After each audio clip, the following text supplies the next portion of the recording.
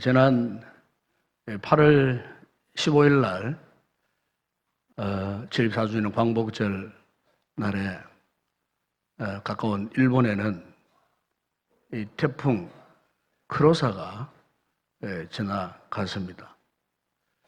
그래서 우리나라도 간접적으로 태풍 크로사에 영향을 받고 우리나라 전역에 정말 보기 힘든 7색깔 무지개가, 그것도 참으로 행운을 상징한다고 하는 쌍무지개가 피어올라서 굉장한 큰 화제가 되었습니다.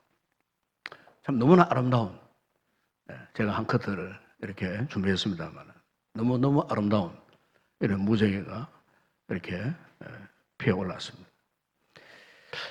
이 같은 무지개가 만들어지는 원인, 그 원인은 비교적 간단합니다. 공기 중에 있는 이 물방울 안에서 이 태양 광선이 반사되고 굴절되어질 때에 이 같은 아름다운 무지개가 생성된다고 하는 것입니다. 이 무지개의 이 원리를 최초로 발견한 사람은 고대 그리스 철학자이던 아리스토텔레스가 최초로 이 무지개의 이 생성 원인을 발견했다고 합니다. 그가 한 번은 배를 타고 항해하는 중에 물방울 속에 무지개가 나타나는 것을 관찰했다는 겁니다. 가만히 보니까 태양의 반대쪽에 있는 물방울이 태양의 빛을 받아가고 이렇게 무지개가 이렇게 생성되는 이 중요한 원인을 그가 알아내었다는 것입니다. 이렇게 자그마한 이 물방울들이 결합이 되어갖고 빛을 이렇게 반사 또는 굴절시킴으로써 참 이렇게 너무나 아름다운 현상을 만들어내고 있다는 겁니다. 참 이것을 보면은 이 자연의 이 신비함을 다시 한번 실감케 하는 그런 모습이 아닌가 그렇게 생각합니다. 그런데 우리가 성경을 보게 되면은 무지개에 관한 말씀들이 있어요. 그게 이제 창세기에 9장 12절, 13절에 보시면은 하나님께서 인류를 홍수로 심판하신 이후에 그 홍수 가운데 구원받은 이 노아의 8가족, 노아와 언약을 맺으시면서 하신 말씀 가운데 이런 말씀이 있습니다. 내가 나와 너희와 및 너희와 함께하는 모든 생물 사이에 대대로 영원히 세우는 언약의 증거는 이것이니라. 내가 내 무지개를 구름 속에, 그래서요 최초로 성경에 최초로 거기 보면은 무지개라는 단어 그게 나와요. 내가 내 무지개를 구름 속에 두었나니, 이것이 나와 세상 사이의 언약의 증거라고 그렇게 말씀했어요. 이 무지개를 내가 나와 너희와 및 너희와 함께하는 모든 생물 사이에 대대로 영원히 세우는 언약의 증거. 그럼 하나님께서 무슨 언약을 세우셨겠습니까? 그러게 창세기 9장 14절에 16절에 보면은 이런 말씀이 있어요.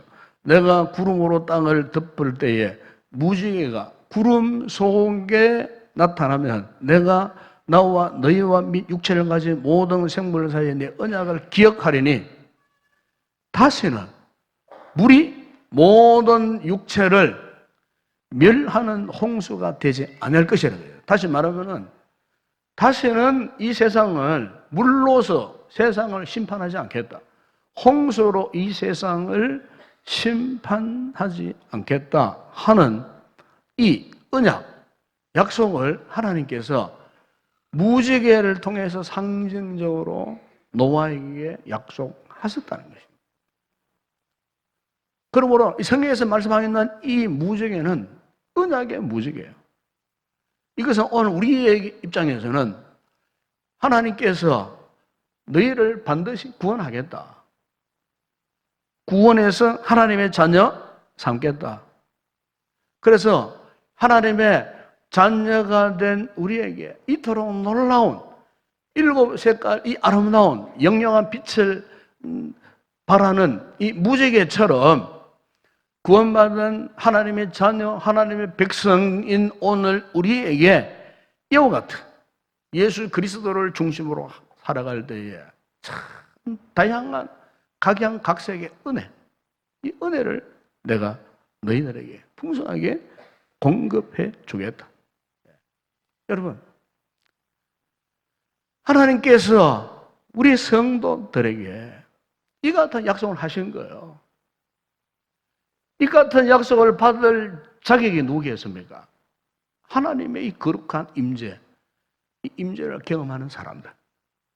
여러분, 우리가 출애굽기 19장에 보게 되면 하나님께서 모세에게 시내 산으로 올라와라 명령하셨어요. 마치 하나님께서 그 산에 계시는 것처럼 시내 산으로 올라와라.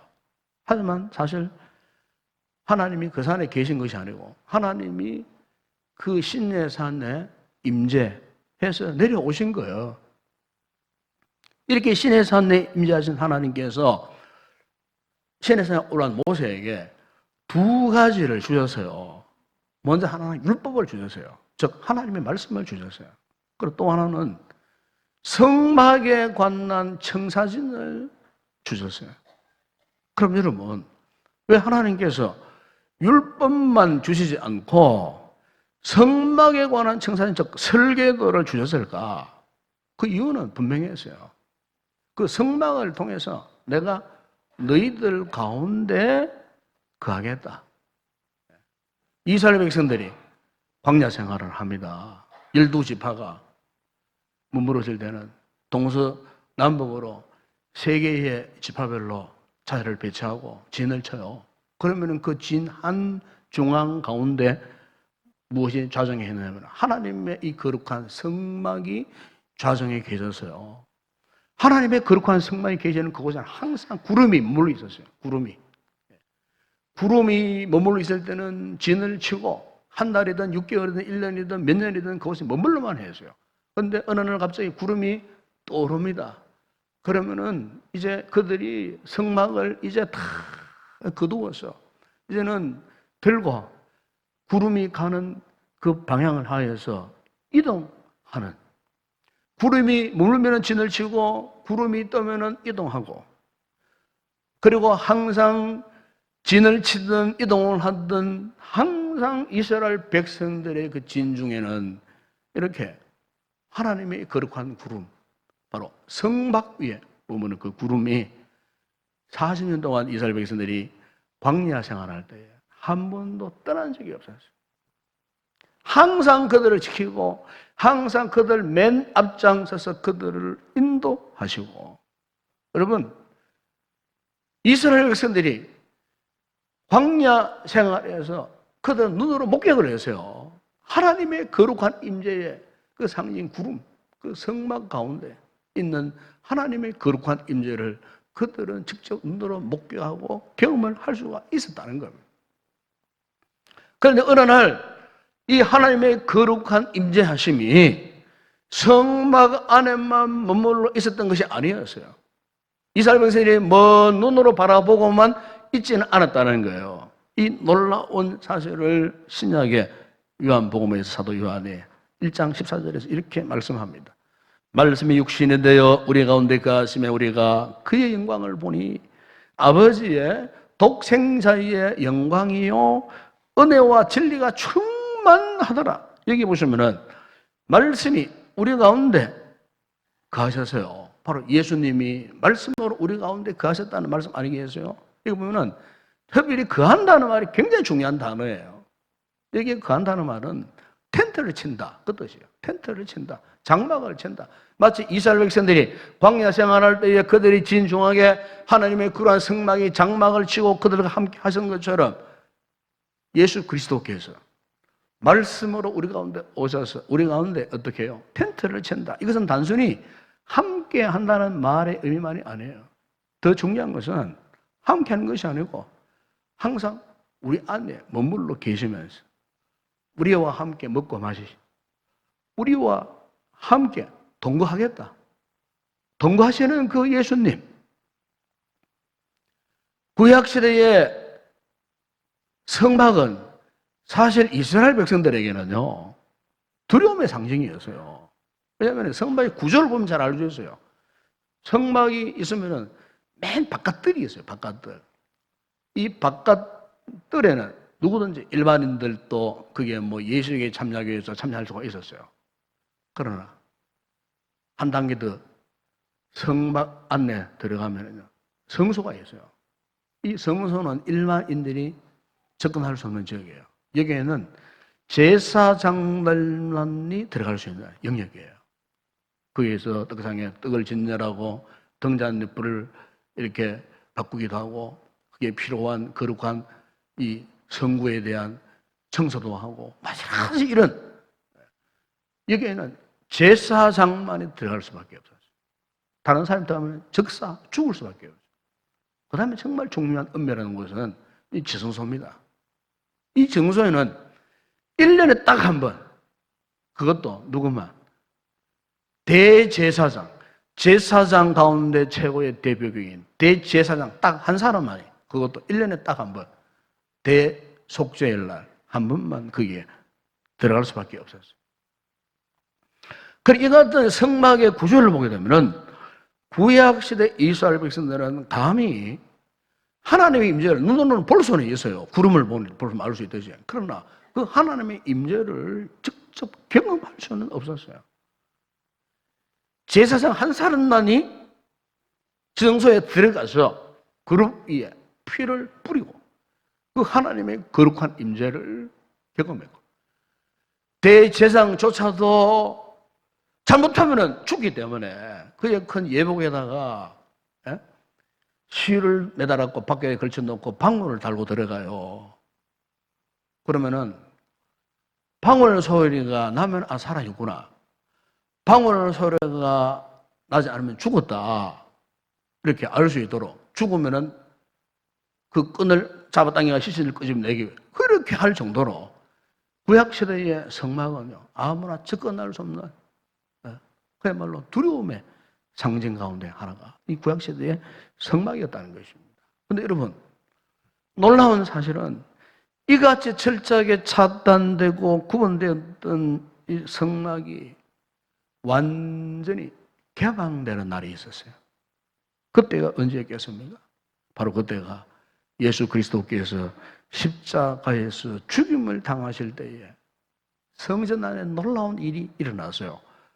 이 사실을 여러분 마태복음 21장 50절 51절 보면 마태가 생생하게 기록하는데, 거기 보면은 예수께서 다시 크게 소리 지르시고 영원히 떠나시니라. 이에 성소 휘장이 위로부터 아래까지 찢어져 둘이 되고 땅이 진동하며 바위가 터지고, 성소 휘장 너무너무 두터운 거예요. 질긴 거예요. 몇 겹으로 만든 휘장이에요. 칼로서도 잘 이렇게 잘라지지 않는 그 휘장, 그 휘장이 예수님이 십자가에서 마지막 죽음을 당하시는 그 순간에 성소의 휘장이에요. 위에서부터 아래로 그냥 둘로 찢어져 버린 거예요. 참으로 신비한 역사예요. 신비한 역사. 기적의 역사예요. 바로 이 놀라운 사실에 대해서 히브리서 기자가 히브리서 10장 19절 20절 이렇게 해석합니다. 그러므로 형제들아, 우리가 예수의 피를 힘입어 성소에 들어갈 담력을 얻었나니 그 길은 우리를 위하여 휘장 가운데로 열어놓으신 새로운 살길이요, 휘장은 곧 그의 육체니라. 알고 보니까 그 성막의 휘장은 예수 그리스도의 육체, 장차 인류의 죄를 위해서 십자가에 대속의 죽음을 당하실 피를 흘리고 찢으실 예수님의 그 육체를 상징한다고 성경은 그렇게 해석을 합니다. 휘장이 찢어졌다는 말은 예수님이 십자가에 죽으심으로써 이제 우리 앞에 영적인 세계가 활짝 열렸다. 아멘? 활짝 열렸다. 구약시대에 아무나 함부로 접근할 수 없었던 그 성막에서의 휘장이요, 예수님이 십자가에 죽으심으로 찢어지고 이제는 누구나 자유롭게 그 성소, 지성소에까지 들어갈 수 있는 이 놀라운 은혜의 길을 하나님께서 활짝 열어주셨다는 것. 이것을 히브리서 4장 16절에서는 이렇게 표현합니다. 은혜의 보좌 앞이라고 그렇게 표현합니다. 돕는 은혜를 얻기 위하여 은혜의 보좌 앞에 담대히 이제는 나아가게 되었다. 저는 믿습니다. 여기 있는 우리 성도들 모두는 예수 그리스도를 주로 믿으시죠? 우리는 지금 하나님의 은혜의 보좌 앞에, 이 예배의 자리가 어떤 자리입니까?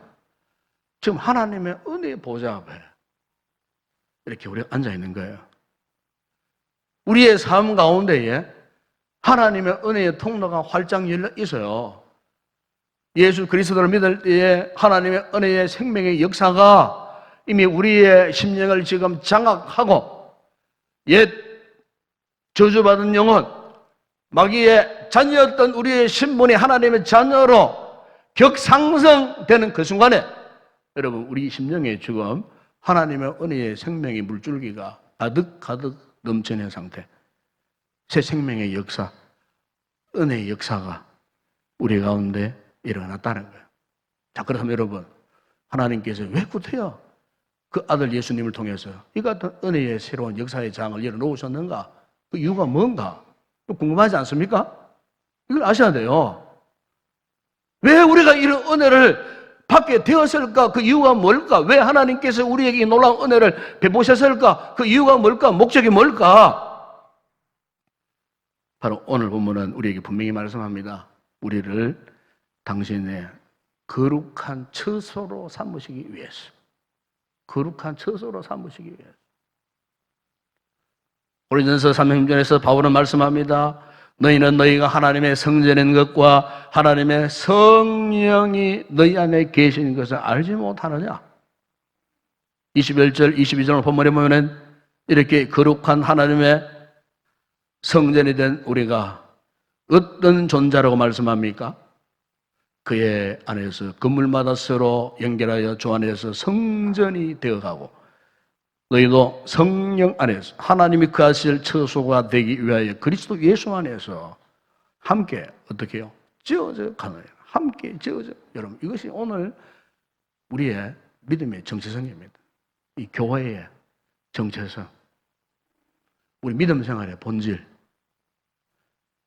왜 하나님께서 구약에서 계시하시고 예언하신 말씀을 따라 예수님을 통해서 그 모든 말씀들을 성취하시고 결국 우리 안에 이렇게 거룩한 주의 성령님을 부어 주신, 즉 하나님께서 우리 가운데 임재하고 계신 목적이 뭔가? 여러분 우리 성도들이 알아야 할 것은 우리는 보통 사람이 아니에요.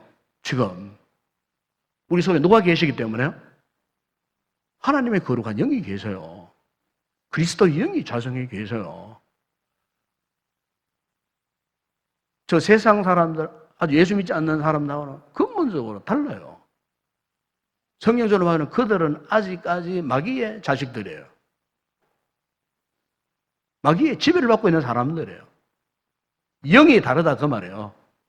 그러나 우리에게는 하나님의 거룩한 영, 성령님이 우리 가운데 내주 계시는 이 놀라운 은혜, 놀라운 축복을 주신 거예요.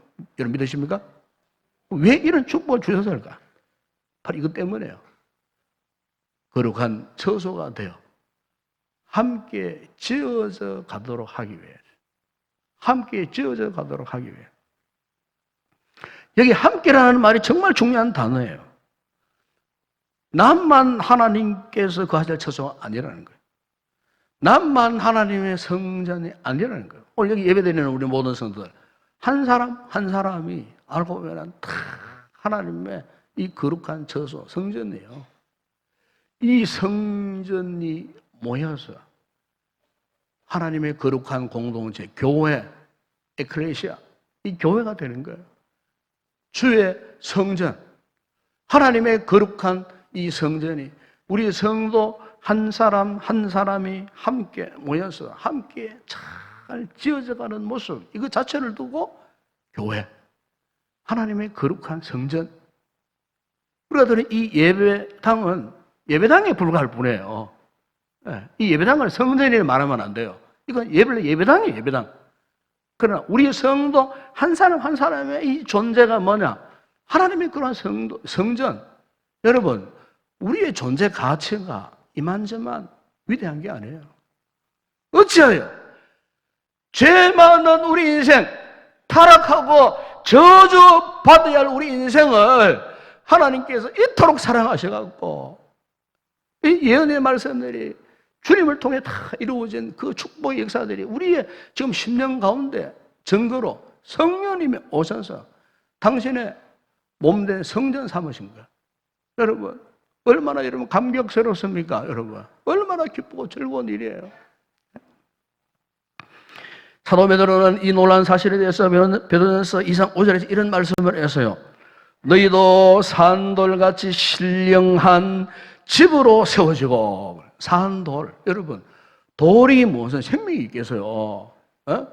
돌에 무슨 생명이 있어요? 생명이 없어요. 그런데 베드로는 이런 표현을 해서 산돌, 살아있는 돌, 그 돌 안에 돌 같은 우리 존재지만은 우리 속에 하나님이 생명의 기운을 불어넣어 주셨어요. 지금 우리 속에 돌 같은 존재였지만은 살아있는 돌, 바로 예수 그리스도로 말미암아 하나님이 기쁘시게 받으실 신령한 제사를 드릴 거룩한 이 제사장, 산돌뿐만 아니고 거룩한 제사장. 너희는 하나님의 나라요, 하나님의 백성, 하나님의 거룩한 제사장이라. 이 사도 베드로는 그것을 우리에게 말씀하고 있어요. 오늘 우리 성도들이 이걸 아셔야 돼요. 그리고 그냥 뭐 교회에 그냥 다니고 그냥 우리 무작정 이곳에 나와서 예배를 드리는 이런 존재가 아니라 그 말이에요. 지금 우리는 이 순간에도 우리 성도 한 분 한 분은 지금 하나님 앞에서 신령한 집으로 지금 지어져 가도록 하나님께서 부르신 존재, 믿으십니까? 이 예배가 왜 필요합니까? 어떤 분들은 그래요. 뭐 주일 뭐 꼭 예배당 가야 되느냐? 가정에서 가정 예배 드리고, 뭐 차 안에서 예배 드리고, 이 맑은 날, 푸른 하늘, 가을날 같은 이 하늘을 바라보면서 저 먼 길 가면 차 안에서 뭐 예배 드리고 기도하고, 그러면 주일 성수 아니냐? 그 예배 아니냐? 꼭 예배당에 나와서 기도해야 되느냐? 예배당에 나와서 예배를 드려야 되느냐? 완전히 잘못된 생각이에요. 왜 우리가 이 예배의 자리에 나와야 되느냐? 오늘 우리는요, 하나님의 살아있는 돌이요, 우리가 함께 모여서 이 하나님의 거룩한 신령한 이 집을 함께 지어 갖도록 우리를 그렇게 부르신 너무나 귀한 존재, 너무나 고귀한 존재. 그래서 여기에 모였지만은 우리가 나고 자라나는 가정 배경도 다르고 환경도 다르고 성격도 기질도 다 달라요. 이런 우리가 어떻게 여러분 한번 생각해 보세요. 이 한 자리에 모여서 한 하나님을 예배하고 한 하나님께 기도하고 한 하나님을 찬양하고, 여러분 어떻게 이런 일수가 있었겠느냐 그 말이에요. 바로 그것은 하나님께서 우리를 거룩한 산돌로 불러주셔가지고 예수 그리스도를 모퉁이 돌로 삼으시고 오늘 우리를 통하고 이 하나님의 이 거룩한 믿음의 공동체를 이렇게 함께 지어져 가도록. 여러분, 그렇다면 이 같은 거룩한 집의 특징이 무엇일까요? 그 특징에 대해서 에베소서 2장 14절이야 주님께로 보면 이런 말씀을 합니다. 그런 우리의 화평이신지라 둘로 하나를 만들어서 원수된 것 곧 중간에 막힌 담을 자기 육체로 허시고 법조문으로 된 계명의 율법을 폐하셨으니 이는 이 둘로 자기 안에서 한 세 사람을 화평하게 하시고 또 십자가로 이 둘을 한 몸으로 하나님과 화목하게 하려 하심이라. 원수된 것을 십자가로 소멸하셨다. 그렇게 말씀합니다. 여기 보면 중요한 말씀을 하죠. 화평하게 하시고 화목하게 하려 하면. 여러분, 우리가 하나님의 거룩한 이 집으로 지원받는 존재로서 참 중요한 것은요, 예? 화평입니다. 화평. 화목입니다. 화목. 건강한 믿음, 건강한 공동의 특징이 뭐냐면 화평하는 겁니다. 화평. 화목하는 겁니다. 왜? 우리는 어차피 함께 지어져 가도록 하나님께서 우리를 그렇게 부르신 거예요. 우리가 정말 하나님이 기뻐하시는 거룩한 처소인지 아닌지를 무엇으로 평가할 수 있는가? 유일한 기준이 하나 있어요. 그게 뭐냐면 화평하느냐 그 말이죠. 성도와 성도 간에 화평하느냐. 일주일에 한 번 만나면은 참 얼마나 참 기쁩니까? 반갑습니까? 그런데 반대로 만약에 우리가 뭐 원수를 만난 것처럼 대한다면 어떻게 되겠어요? 이미 그것은 하나님의 거룩한 집으로서 지원받는 존재가 아니에요. 화평하는 거예요. 주님은 우리 화평을 위해서 십자가에서 우리 앞에 가로막혀 있던 담을 다 허물어 주셨다고 하는데 우리는 자꾸만 담을 쌓아요. 담을 쌓아서 막아버려요. 네 편 내 편 만들고 편가르기 하고 막 이상하게 말이죠. 만약 우리 교회가 그런 교회 아닙니다 말은 만약 그런 교회는 그 교회가 아니에요. 하나님의 몸된 교회가 아니에요. 주님의 몸된 교회가 아니에요. 만약 오늘 우리 성도들이 그런 식의 믿음의 삶을 살아간다. 잘못 믿은 거예요. 지금 잘못 신앙생활을 하는 거예요. 우리 믿음생활의 최고의 절대적인 기준은 화평이에요. 화평. 화목이에요. 화목. 원수를 미워하면 안 돼요. 원수를 싫어했어도 안 돼요. 나에게 상처를 줬다고 해서 그 사람을 미워해서 안 돼요. 여러분, 주님께서 누가복음 6장 28절에서 분명히 말씀하시지 않았습니까? 너희를 저주하는 자를 위하여 축복하고 너희를 모욕하는 자를 위하여 기도하라. 여러분, 하나님의 거룩한 존재로 지원받은 우리에게 있어서 진정한 믿음의 자세 이거예요. 원수를 축복하고 나를 모욕하는 자를 위해서 기도할 수 있는 그 사람, 그 사람의말로 진정으로 여러분 무지개의 7색깔보다도 아름다운 삶을 살아가는 믿음의 사람인 줄로 믿습니다. 우리가 그런 삶을 살아가야 돼요.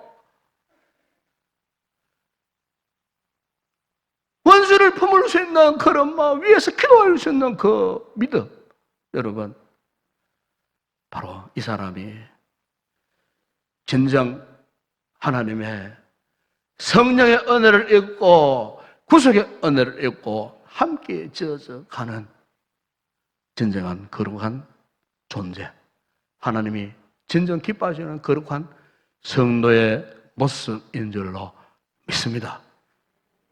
그러나 사실 우리는 아직 공사 중에 있는 존재 아닙니까? 저 아주 완벽한 존재 아니에요. 아직 우리 영적으로 공사 중에 있어요. 있기 때문에 여전히 부족한 부분이 많아요. 이 목사에게도 그런 부분이 많습니다. 여러분들에게도 그런 부분이 많습니다. 그렇다고 해서 그것을 함부로 비판하거나 함부로 정죄하면 안 돼요. 우리는 다 허물이 있는 존재. 허물이 있는 존재를 주님의 은혜로 강권적으로 우리를 부르셔갖고 하나님의 이 거룩한 존재를 함께 지어가도록 부르셨기 때문에 여러분, 우리가 더 사랑하고 이해하고 허물이 있거든 덮으시고, 나무 말, 나무 소문 함부로 말하면 안 되고요. 비판 함부로 하면 안 되고요. 정말 주의 사랑, 내가 사랑을 입었으니까 이 사랑의 빚을 지고 있는 존재라서 사랑으로 빚을 갚아야 되지 않겠어요? 그러기 위해서는 우리가 하나님의 충만한 은혜 속에서 정말 거룩한 저소가 되어지기 위해서 함께 지어져가는 이런 믿음의 결단의 모습을 오늘 우리가 하나님 앞에 보여야 할 줄로 믿습니다. 말씀 22절에 결론적으로 말씀하면 너희도 성령 안에서 하나님이 거하실 저소가 되기 위하여 그리스도 예수 안에서 함께 찢어져 가난해라. 이 말씀이 우리의 신앙생활에 절대 기준이 되어지는 그런 믿음의 삶을 살아가는 성도들 되시길 주의 이름으로 축원합니다.